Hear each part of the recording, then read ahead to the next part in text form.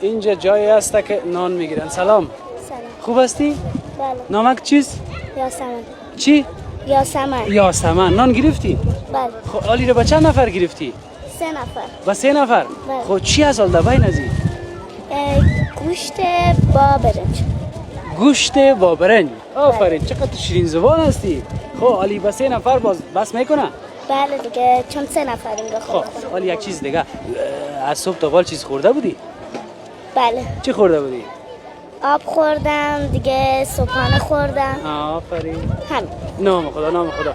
گوشنام شدی زود برو که دگام گوشنه نشی سعیز. بله. یک چیز دیگه در ایران مکتب میرفتی؟ بله. صنف چند؟ 4. 4. حالا یک چیز دیگه رو بگو. خفه هستی که در وطن آمدی یا خوش؟ بله.